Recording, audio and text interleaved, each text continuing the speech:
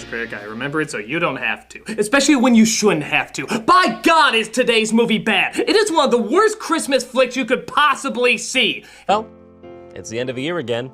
A time of joy, of giving, and of spending time with friends and family.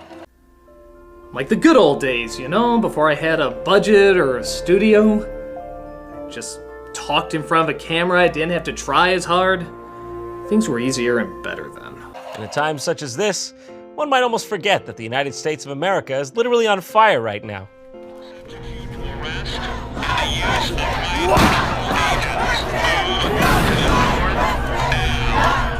Don't worry, Jacques. Soon God will exact his revenge upon us for our imperfections. Well, the segue you were going to put effort into would have made that happen, but since you're not interested... No! I want to give this movie the same shit-poor delivery it gave me! Very well then. By the discontinuous powers that somehow killed me in the Cinema Snob crossover yet brought me back... Yeah, sorry about that. Dick. I send you to the past! A present? Well, Jacques, is this for me? Stop. You shouldn't have. Oh my gosh, is that a Tim Allen sweatshirt? Jacques, surely I'm dreaming. I will not be an accessory to your crime. I'm perfect! I'm finally perfect! And hey, you know what this sweater reminds me of? You guessed it, the most celebrated Christmas film of all time. Christmas with the Kranks, starring Tim Allen and Jamie Lee Curtis. This is the cheapest possible review I can give to you. No budget, no cutaways, just one asshole piece of shit talking to another asshole piece of shit. Anyways, ain't no Christmas complete till you sit down and watch a classic Christmas flick. So without further ado, I present to you the abomination that is Christmas with the Kranks. Lights are coming on now. How I wish that it would snow now. I wish that I could stay. We should get moving. Got a big day. This is Christmas with the Kranks. The movie opens with a convention center doubling as an airport where two parents, played by Jamie Lee Curtis and Tim Allen, Luther and Nora Krank, taking their daughter to the airport as she's about to leave for Peru. as we also say goodbye to the only bit of human decency this film will offer us. That would in turn explain their sadness, as this is the first Christmas they'll have to spend without her, in a classic syndrome of the empty nest. Think she'll be okay? Should be better than okay. I meant in Peru, in the jungle. Please stop worrying about this, okay? With this again, would you please stop? Why don't you just go to the jungle? What's there, snakes? Yellow fever? She'll be fine. Just won't be the same. What won't? Christmas. With a great melancholy, the Kranks prepare to spend the holidays all alone. Joy abounds. They stop by the store to pick up some items. Or rather, Curtis has her husband go in to pick up some items. I need white chocolate and pistachios.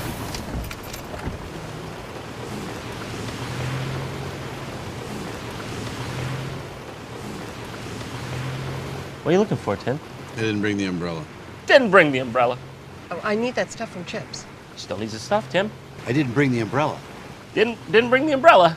Well, I still need it. You said that already. Been over this? Done this?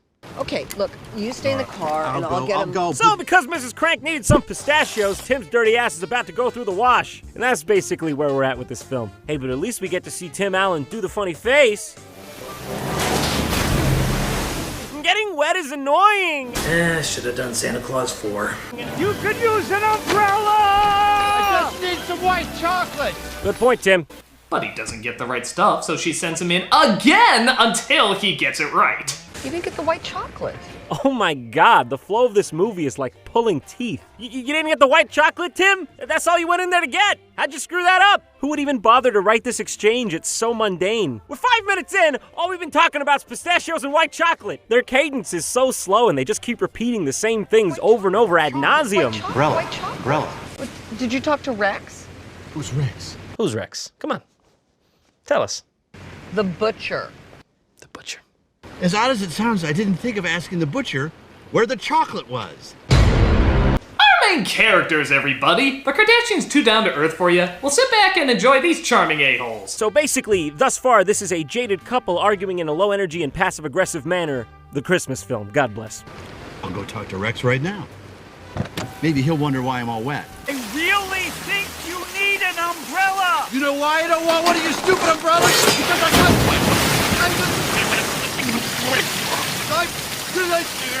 You know, there's slapstick and then there's crapstick.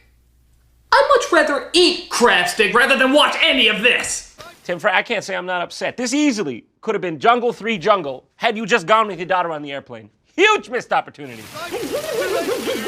Because Tim's character Luther is so upset by the annoying Christmas season, he devises a plan to skip it altogether to go on a pleasure cruise. Fuck Christmas! I'd rather trick my own urine than celebrate Christmas. Thanks for coming and watching this Christmas movie with us, everyone. Have a grand old time. He goes to the office to figure out how much they spend on Christmas each year. And just to give you an idea of what kind of movie we're in for, this is the kind of music they play throughout the entire thing.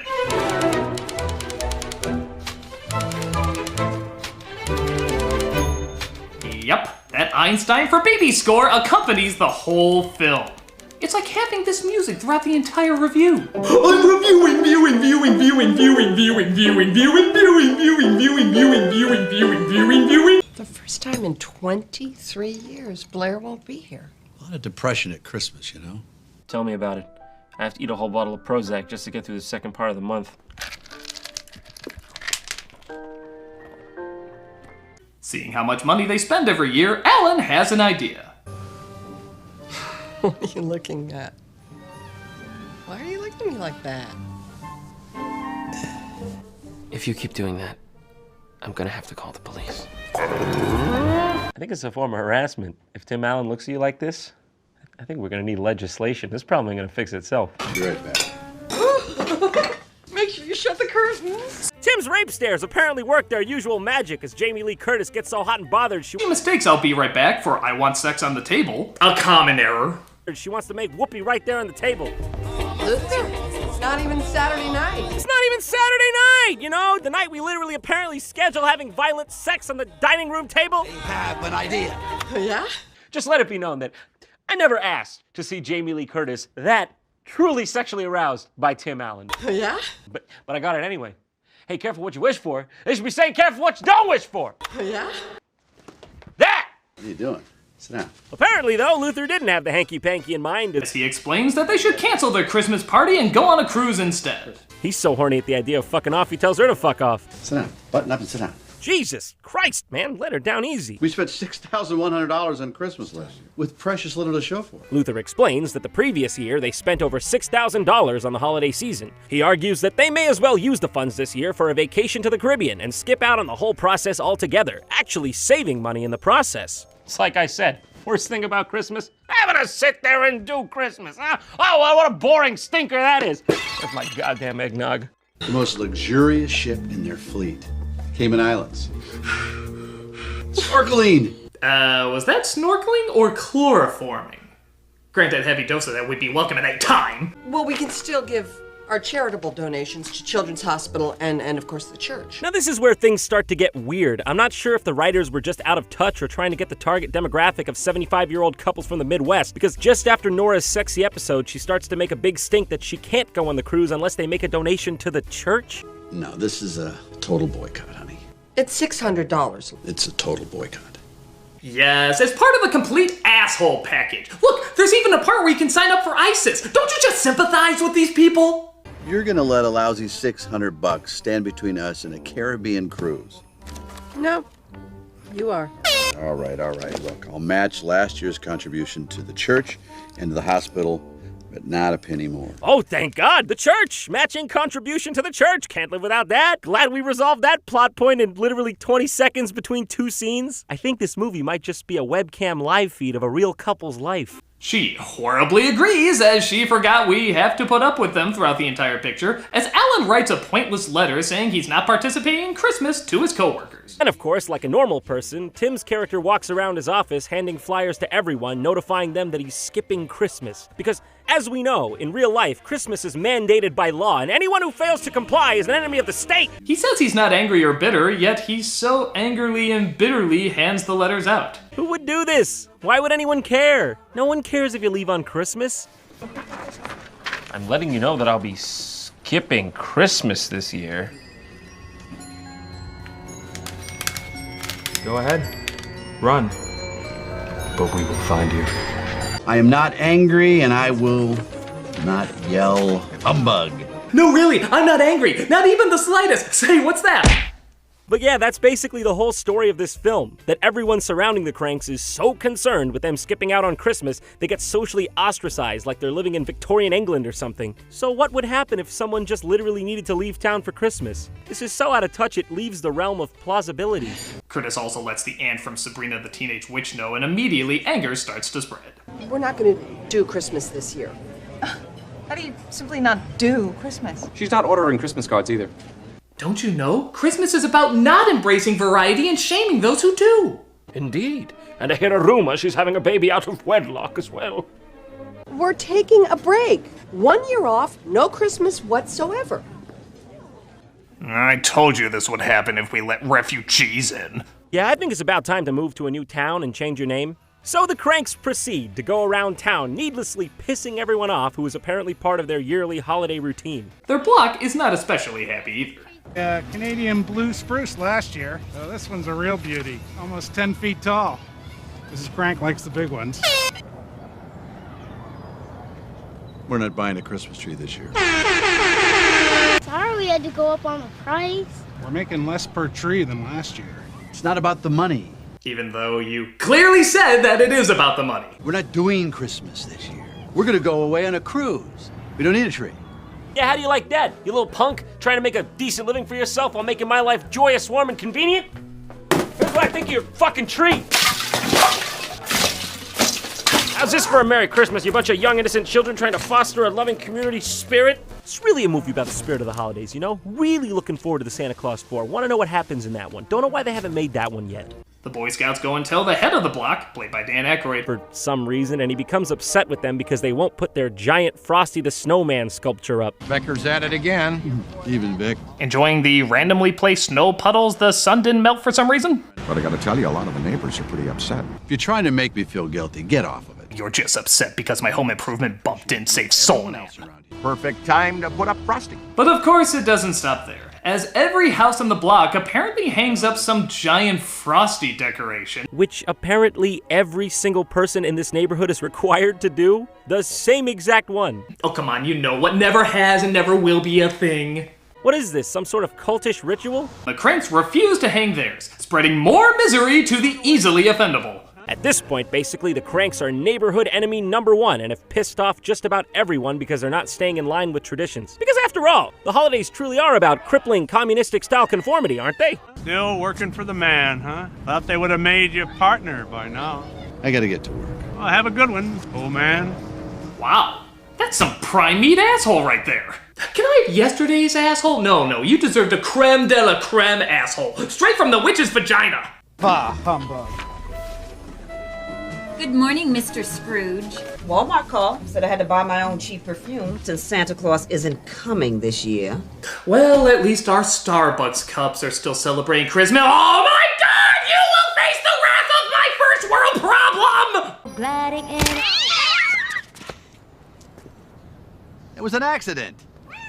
What? The cattle grow a new spine? Who cares? I think this movie may actually be a masterpiece. You know, it's got an American Psycho thing going on. It's as if the protagonist is actually the antagonist, and you just find that out as the movie goes on. It's brilliant, really. Luther is just the most irredeemably horrible person of all time, but the way the film portrays it, you'd think the writers would want you to sympathize with his plight. But then as Nora tries to leave the neighborhood, the conformist Nazis in her town try to physically force her to give up the snowman they want from her. Get a load of this. The neighbors actually line up outside their house demanding Frosty. Do any of these people work? We're here for Frosty. Oh, they're gonna come back. Oh, come on, lady. Olive oil wouldn't overreact this much. They want Frosty. Well, they can't have him. They won't go away. Well, don't give them Frosty. Not giving into a demand that would take seconds of no effort is working out great in this stress-free Christmas that we apparently wanted. I am the one trapped here. I am the one dealing with this. Christ, you react less to Mike Myers approaching the house. What I can only assume is a throwback to Curtis's earlier works. Nora, stop the car. Stop the car. Please, listen, hey, don't do anything you'll regret. Now, please, indulge me first.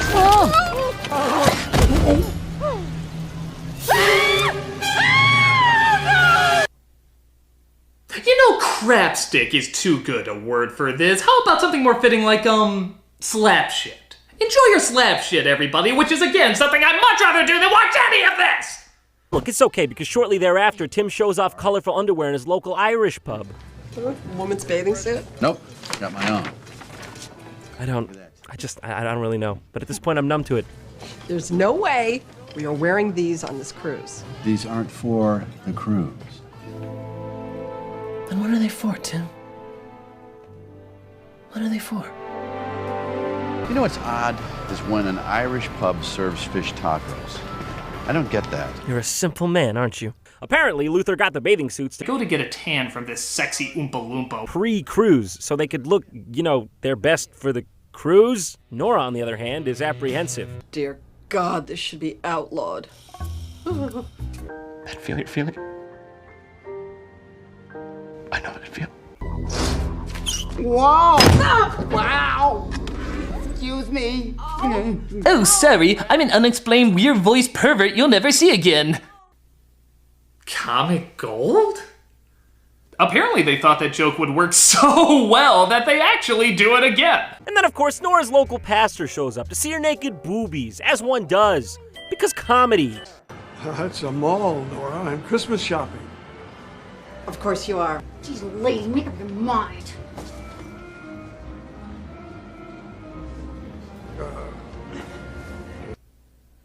Notice that awkward silence that's accompanying this entire scene? That's because you're laughing so hard at this ingenious setup that they're actually allowing you to laugh at it. They're so considerate that way. Luther? Oh, there's Zabriskie. Hey.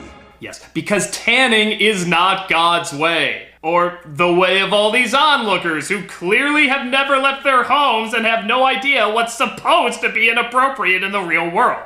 Back at home, Luther brings in the local paper to show Nora, and they've made front page of the news. I am not shitting you. The front page news. What the hell is going on here? Because apparently the only thing this town has to worry about is what the Kranks are up to. They're preparing for a cruise, according to unnamed sources. Okay, I haven't been to Oak Park or Riverside recently as they're not that far away from me, but this counts as front page news to them? Seriously?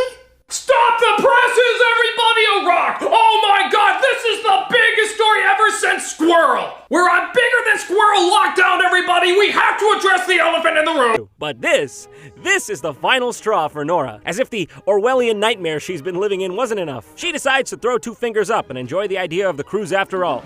In an effort to make you as uncomfortable as possible, this scene happens. Oh, sorry I'm late. Hey, what's wrong? My cancer's back for the third time.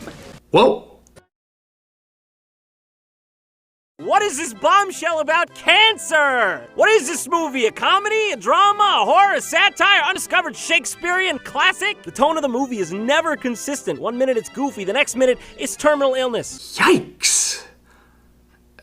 Well, okay, I guess we have to find the time to show how this is affecting everybody. Or we can just return to the goofy music and silly shenanigans. It is an old Scrooge himself. I'm not even kidding. It cuts directly to that after literally 20 seconds. 20 seconds of suddenly talking about cancer. Jesus Christ, the bedside manner of this movie is on par with a Canadian PSA. It's a rape whistle. Merry Christmas! They even have the balls to cut to the husband of the cancer patient being an asshole again. What is this movie trying to do? How do you think this photographer got the shot? Well, he climbed up. On your roof? Yeah. Well, why did you do that? I don't know. Walt? I just heard about Bev. I'm so sorry. How's she doing? Remarkably well, in good spirits. If there's anything we can do, let me know. Thanks. I really appreciate it. I'm very truly deeply sorry about the cancer diagnosis. You know, if we could bottle this movie and drop it on our enemies, nobody would ever touch us. This is the best film ever made, folks. It's just that simple. So later on the most evenly lit block in town, a bunch of carolers come to sing for the holidays. This causes the Kranks to duck and cover for some reason. Bells on bobtails ring, making spirits bright. What fun it is to ride and sing a sleighing song tonight. Oh, jingle bells, jingle bells, jingle. Who the hell does this? I mean, I'm not a fan of something like country music, but that doesn't mean I'm gonna act anything like this if somebody played it. Jingle bells, jingle all the way. Oh, what fun it is to ride. Okay, can we never cut back to Aykroyd singing again? I thought there was a legal agreement he would never do that again after Blues Brothers 2000. Frosty the Snowman. Apparently their Christmas spirit is so down that even their statue of Frosty turns evil. I can't make that shit up. And that's not just the lighting, they had to literally sculpt that to give it an evil brow. Your symbolism's amazing. Why don't you just have an alien pop up in gravity and say, she's a fetus! It's a metaphor for rebirth! This leads to the movie turning into Home Alone for absolutely no reason. Yeah, take that, mailman who has no interest in my actions. Look out, it's clearly not cold enough outside for that water to freeze.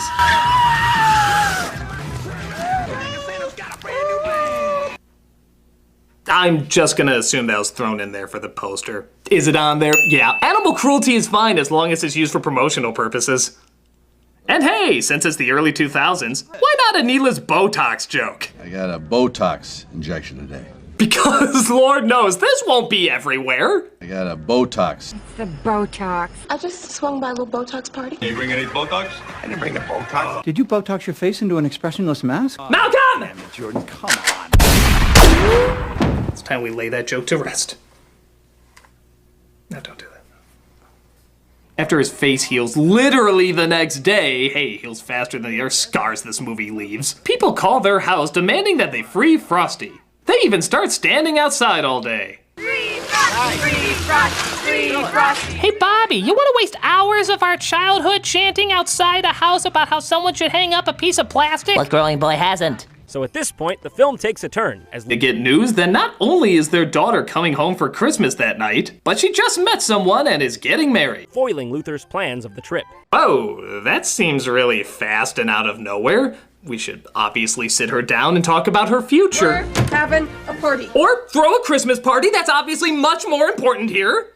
What about our trip? This was all your stupid idea. 5 minutes ago, I was a genius. Yeah, well, now you're an idiot. Hey, that's what every fan said about John Grisham after watching this movie. The next bulk of the film is just slapstick nonsense of them scrambling to get ready for the Christmas party they weren't ready for. This moment is apparently so wonderful that Frosty goes back to smiling again. Is that snowman possessed? Should we make the next one out of holy water? So the always loving Boy Scouts rake up the price for their shittiest tree. Kinda surprised they allow their name to be attached to this, actually. So Alan asks his neighbor if he can borrow his. Christ, that's not a tree, that's a stoner's breakfast. But it's okay, he uses one of the kids still chanting outside his house to help him out. Free Frosty, free Frosty. Okay, seriously, who would waste so much time on something so pathetic? To infinity and beyond! Don't hurt that child, Tim. You still have another 30 years of Christmas films to make. You can't make them in jail. Unless you're making Christmas with the Kranks 2, Luther gets a perforated rectum. Don't be silly, Tim. Leave that child alone for your own good. So Curtis goes to pick up the last hickory honey ham in the store. But another woman has her sights on it. Okay, can we agree that any movie with comedic nutcracker music should be dead to the world?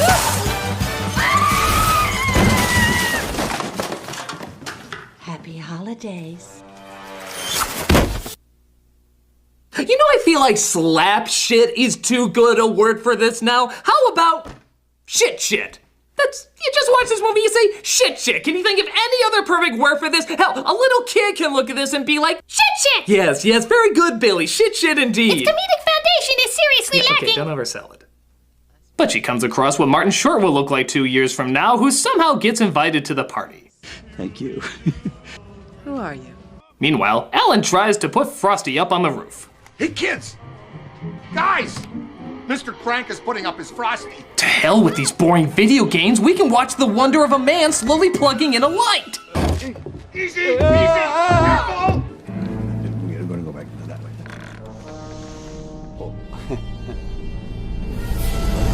Okay! Is that thing made out of Satan's saliva? Do you wanna kill Tim Allen?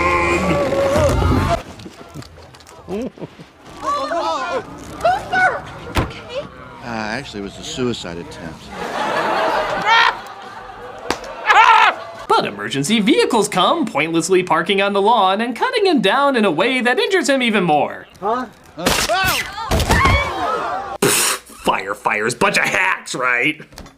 So they finally let everybody know that they're celebrating Christmas again and they need their help to get ready. In a twist of fate, like 1 hour in, the movie actually starts to pick up a bit and feels like a real holiday film. That's a bigger twist than Shyamalan could have ever cooked up. A true Christmas miracle. All right, people, listen up, gather round. We're about to have a party here at the Kranks.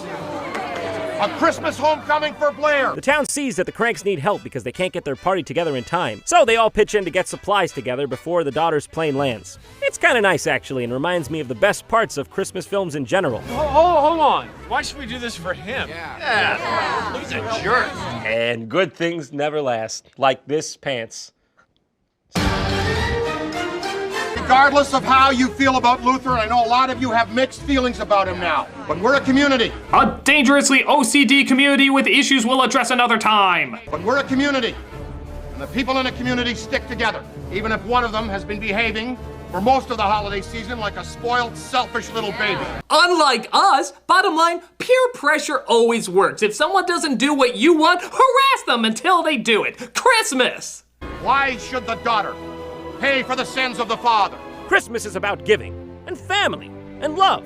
Except for to some people who I would rather be in a mass grave, whose name rhymes with Bim Rallin. But yeah, beyond my wildest expectation, I actually found myself enjoying this final part of the film. I think it captures the Christmas spirit perfectly, even if by accident. So as everyone tries to prepare for the party, a couple of cops who should be on duty pick their daughter up, all while partaking in what I can only call seizure-inducing editing. Officer Fromeyer here. Did you read me?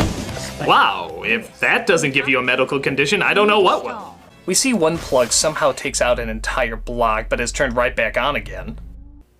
I'll alert you if this ever becomes relevant. As the cops are told to stall dropping off Blair because they're not ready for the party, so they fake a break-in going on. Only to discover there really is a break-in going on. What are the goddamn chances? There he is. Police! Eat this! I was talking to that ladybug on the ground as I clearly didn't throw that anywhere near you.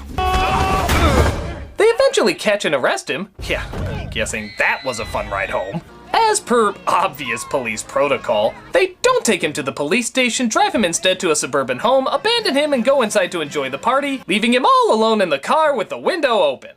Christ, is there a speed limit for how much stupid this movie is doing?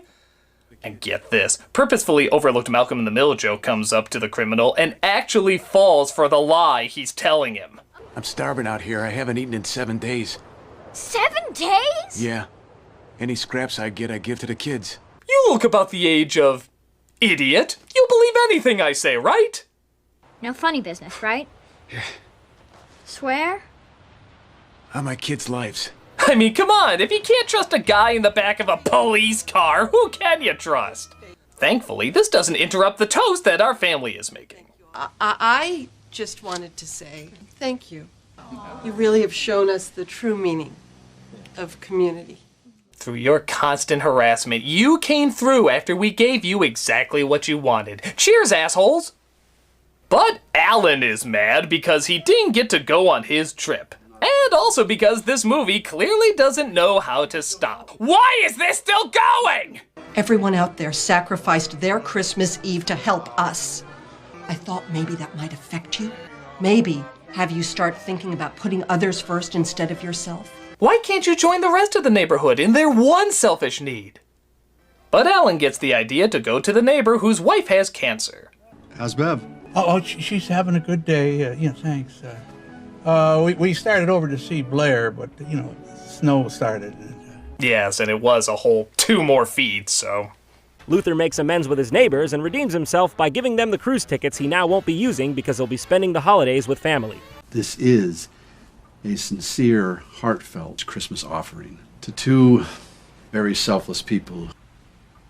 Yeah. Should we look at those selfless moments again? Think you can run away from Christmas, huh? He's kind of weird. If it isn't old Scrooge himself. Thought they would have made you partner by now. What a jerk. Real saint. I've got airline tickets, I got cruise passes, I've got a brochure. Half of those you can't transfer over, as everybody knows, but hey, it's the last-minute thought that counts. What about the cat? I'll take the cat. Are you sure? Yes, because after stepping on it, hissing at it, and freezing it nearly to death, I totally trust you to look after his well-being. By God, remember the days when scenes had 1 or 2 dumb moments in it? This has got to be a Guinness record. Hey, does this mean we have to start being nice to each other? Of course not. Good. Because I still don't like you that much, old man.